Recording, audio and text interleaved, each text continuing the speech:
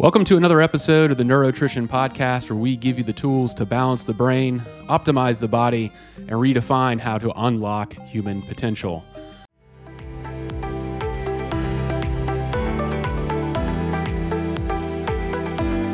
Neurotrition Podcast is sponsored by North Florida Spinal Wellness and produced by Julian Delmas Studios. Don't forget to like and subscribe and follow us on Instagram, Facebook, YouTube, and TikTok at Neurotrition Podcast. And don't forget to visit us at neurotritionpodcast.com, where you can hear us on all of your favorite podcast platforms. Today on the show, we welcome back a friend of the show, Dr. Cima, who's been on a few times now, and we're going to be talking about male burnout. Dr. Cima, welcome to the podcast. Thanks for having me back. Of course, man. It's always good to see you. So I think a good way to start off is just kind of talking a little bit about what male burnout looks like, because I think it gets a little internalized by men in general, and can be kind of hard for them to recognize, and frankly for others to recognize, for their wives to recognize. So let's go ahead and dig into that. Yeah, so burnout is tougher to know when you're in it than it is to be observed by your loved ones. They're going to notice it with just fatigue, irritability. You're going to start gaining weight, especially in the midsection. You're always going to feel like you're on edge. You can write it off as just, well, I'm busy and this is the grind and I'm working through life, but your health is continuing to decline in a very noticeable way. Not as apparent to you, but to all your loved ones, and your relationships start kind of fracturing over time, and you're not able to perform at home or at work like you feel like you should. So that is usually the more telltale signs of burnout. And it's incredibly common these days, just especially after 30, when you have kids, when you're working, how the financial stresses across the board for multiple reasons are just weighing you down and driving you to work harder, stay more focused, even though you're losing it. And, it's a very common thing that I see day in and day out, especially on my treatment table. And then as I start digging into the life of my patients, I can start seeing it more and more. Yeah, and I think it's, especially when you have individuals, and this is not just unique to men, this can happen with females too. Of course, we're focusing more on males, but especially people who are, I think, entrepreneurs. I think, it can happen in all professions, but people who have a lot of responsibilities on the work front as well as the home front. I think men in particular just feel like they have to grind through because we're kind of wired to be providers, and we think that's just part of the picture of doing what we're supposed to do as men, is just kind of grinding through that.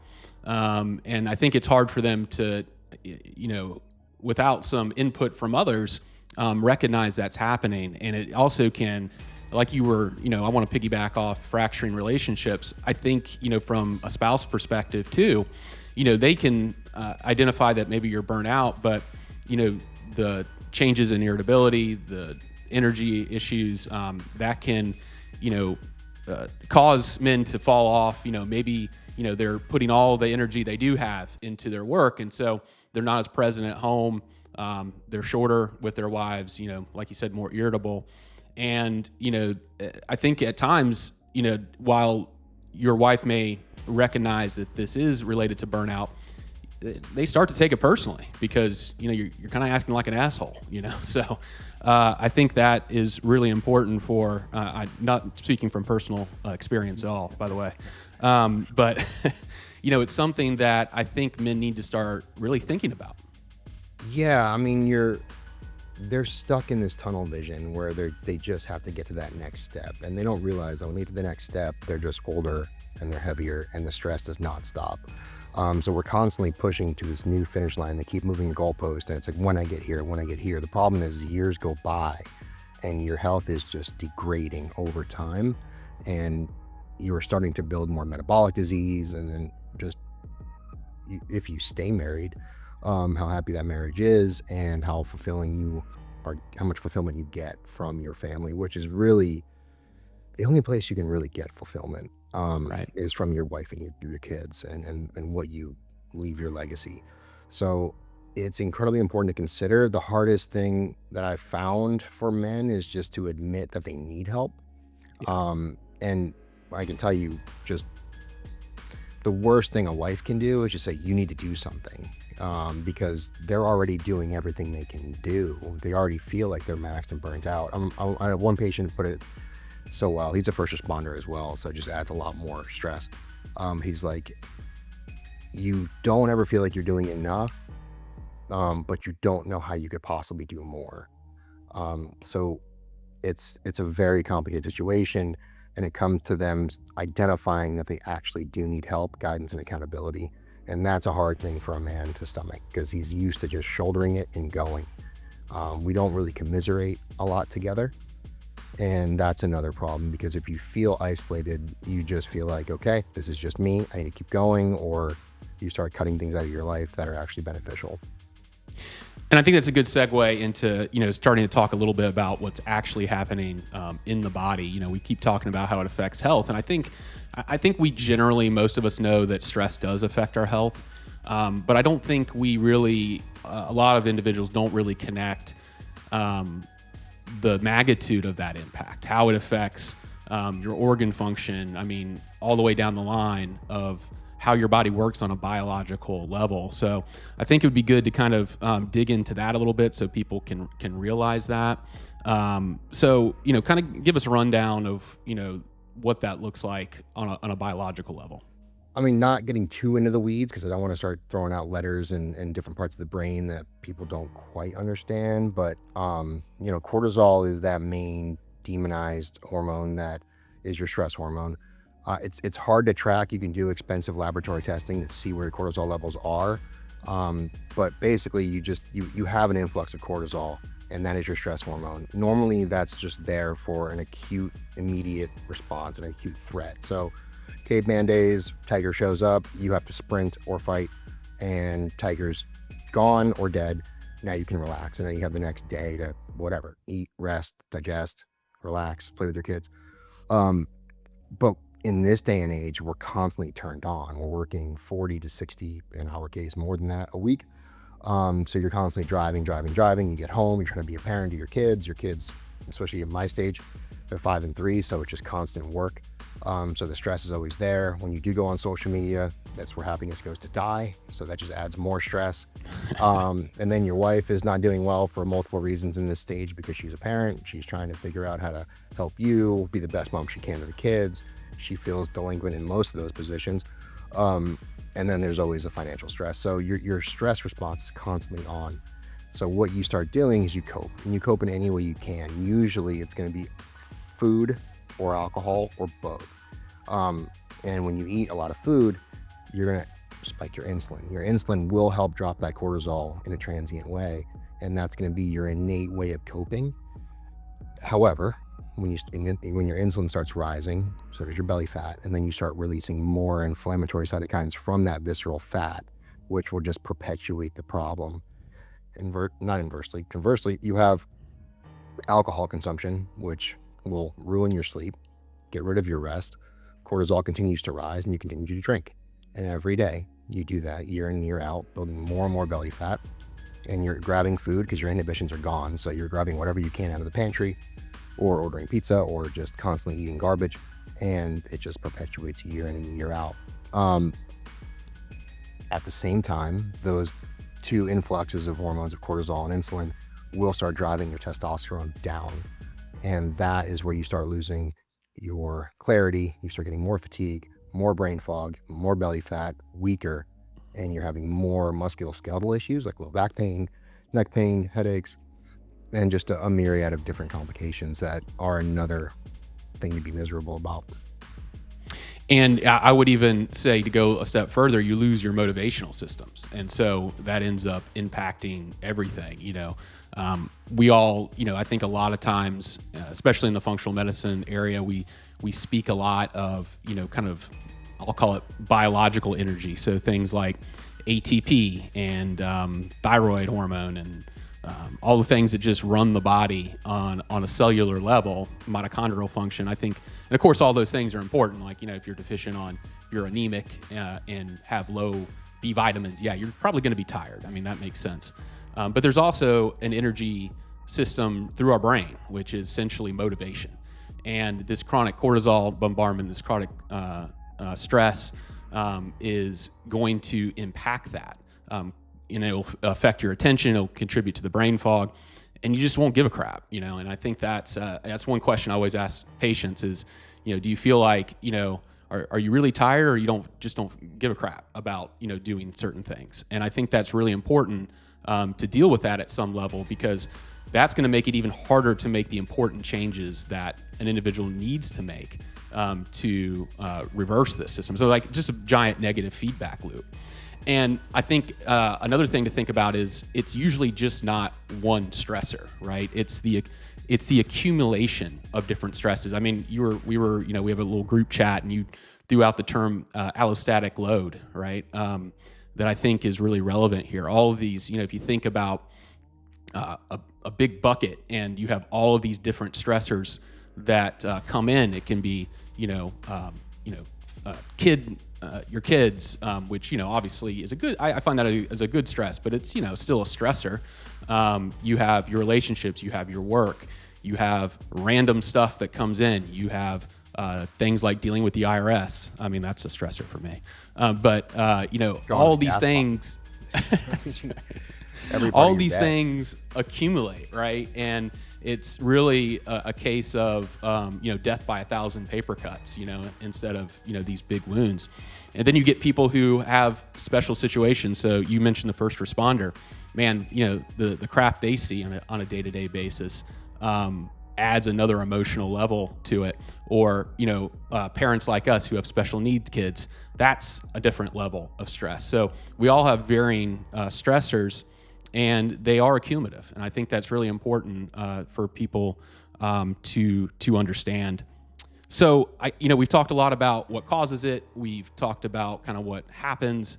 I think the main thing that we probably need to talk about is, what do we do about it? How do you go through starting to make those important changes? I mean, you're going to have to do a good history on the patient and really understand what their day-to-day is like. How are they sleeping? What time are they going to sleep? Is it fragmented sleep? Are they waking up throughout the night? What time are they waking up? Is it a consistent wake-up time? What are they eating? Normally, when they fill out their intake forms, they leave out very important information, even with their medications that they're currently on. So you have to really spend time getting to know the patient, and then you have to draw appropriate labs. The basic panels that most primary care physicians run are very insufficient to get a complete picture. So you do want to check hormone status, nutrient status, especially B vitamins and different inflammatory markers to help stave off the leading causes of death in this country: heart disease and cancer. And we don't even run good enough panels for heart disease, which is the leading cause of death. So you really want to get a very good comprehensive lab panel, which is not expensive for most people. And then from there, you need to address the deficiencies that they have, be it testosterone or vitamins, magnesium. And then ultimately all roads lead to weightlifting and managing sleep and adding that into your day and making sure that you prioritize that with a high protein diet. They've done studies where they just replaced testosterone in men, and it did not stop the progression from pre-diabetes to diabetes. When they added weight training in, that's when it reversed. And I see it time and time again with patients. You have to resistance train. I don't care, man, woman, you have to lift weights. There is not negotiable. That is the only way you're going to reverse these effects. You're going to actually use the testosterone if you do get that replaced, and you're going to be able to get those wins throughout the day that help you feel like, okay, today was successful. I did something good for me. And no one leaves the gym unhappy they went. No one's getting to the gym happy, but when they leave, they're happy they went. So no one regrets that. I'm also big on combatives. I do think there's a really good feedback loop that you get when you learn how to fight. And I think that it's much different than just lifting weights. Either you did better than you thought, you didn't get beat up as bad, or you actually got some wins in. So physical activity and sleep management and diet are the three most important things, whether you affect testosterone levels or not. So when you say combatives, you're talking things like martial arts, things like that. Yeah, specifically the effective ones. I like Muay Thai, I like Jiu-Jitsu, I like Krav Maga, even for beginners. But just every time I send anyone to a combatives class, they always leave feeling more confident, more capable, and they just feel better about themselves. You kind of get that way in the gym, but you definitely get more when you've been punching or kicking or grappling. And that makes sense because it builds the confidence, I think, too. I think that's probably part of, the effect of that. And that can have a great brain effect as well. So that's some pretty good insight. So I think the challenge for most people, most men, is going to be actually initiating that change. And, we've discussed this before, and I know we both discuss it with patients.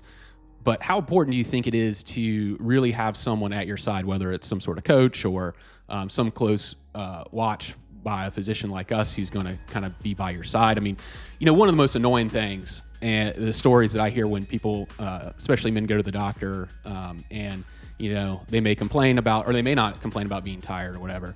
I mean, the most common thing they hear is, well, you're over 40, you got a lot of stress.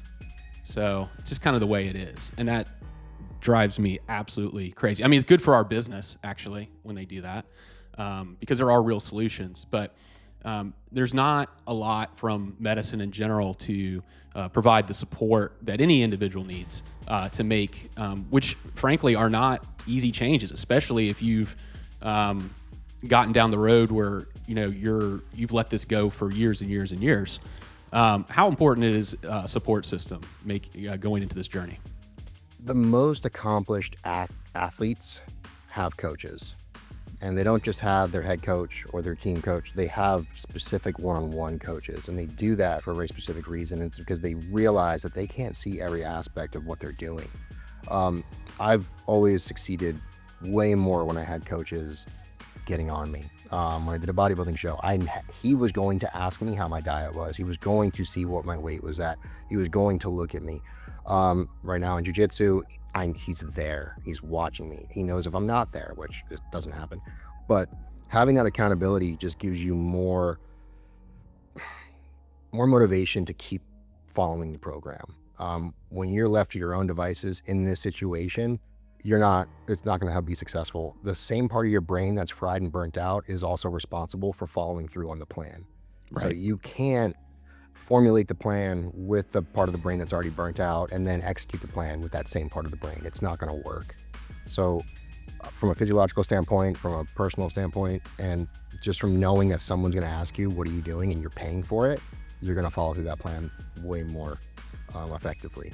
And, and go back to the testosterone replacement part, you even notice, you got more energy and clarity in the beginning when we started working on your hormones, right. But then it wasn't until you got into the gym where your mood really started to change, and your effectiveness at work and how you dealt with your problems throughout the day really made a big difference. And having the trainer was the biggest part, because you knew you were going to have to show up and work with that trainer. So I definitely advise working with coaches, someone to overall see your accountability, and if that same person can do your training, better. If not, you're going to have to get someone there. Just going to the gym and just following a program, maybe you're that kind of a good person where you'll do everything on that list, but to come up with the plan, that's going to be very difficult. Yeah, and to piggyback on that, you talk about the testosterone without doing any weight training. Yeah, and at first my blood work got a little worse, right? I mean, red blood cells started to go up. That's where people get the negative effects of testosterone replacement, because there can be some negative effects. And some of that is how it's dosed traditionally. Sometimes there's bigger doses given at a time instead of, I think what's been successful with what you've done with me is, having more of a moderate to lower dose more consistently. And I think that's been helpful. But once I got committed to, and we'll talk some more about that here in just a minute. Once I got more committed to being in the gym, it started going exponentially in the right direction. So I can't stress how important that is enough. And to your point of having a trainer or something, at least in the beginning, because it's real easy to convince yourself not to go to the gym. Because like you said, no one wants to go to the gym. No one's happy about that. No. But when you are paying for it and someone's waiting for you to show up, then, you're going to show up. There's a much higher percentage of that when you have some skin in the game that way, instead of just the, $15, $20 gym membership that you might have. So I do think that's very important. I think it's very important to make realistic goals too from the start. I think if you have a really busy schedule and you start off saying, okay, hey, I'm going to go to the gym 4 days a week, and you haven't been to the gym in 10 years, that's going to be hard to be successful. I think it's really important, just from a psychological standpoint, start off with something you can do, whether it's even once or twice a week for 30 minutes, just to start building the routine. We talked about that in a goal making episode early in the year. And that's essentially what I did. Is I just started off, establishing a couple days a week, and then it snowballs because you actually like going, or you like the results of going, I should say. And that's really, really important. So I think this is a good segue to kind of talk about a little bit. I'll open myself up here about, if we look at podcasts from a year ago versus today, obviously I've lost a little bit of weight since then. And I'd like to kind of go into the story of how that occurred, because this guy's kind of responsible for pushing me in that direction. So I guess when did I come down to visit you? Probably in August last year. I don't know, ended last year sometime. But so I go down there, visit his clinic, kind of follow him around for a couple days. I get back, and then he sends me a text after I get back and essentially says, "Hey man, when are you going to stop being fat?" I did not say that. I did not say that. I'm kidding. He was a lot more tactful than that. I believe I said, "When was your last blood test?" Because I did kick that around for a few days. I'm like, how do I approach this guy in a loving way that's going to be effective? I think I even reached out to Brett about it too, because he knew you longer than I did. I was like, how do I do this without pissing him off? But yeah. And honestly, I really did want to change. I didn't know how to do it with my current work lifestyle and everything else. I felt like I was in such a big hole that it was overwhelming to even do that. And so it actually meant a lot to me. And I think that's a big point. And that's the only reason I kind of want to go into this, is that when you have people around you, even friends, it can be uncomfortable, but if you approach it in the right way, a lot of people want that outreach. And I was very, very actually appreciative of it. I'll be honest, I felt a little crappy when I first saw it, but it was more so that I knew I needed to make some changes. What?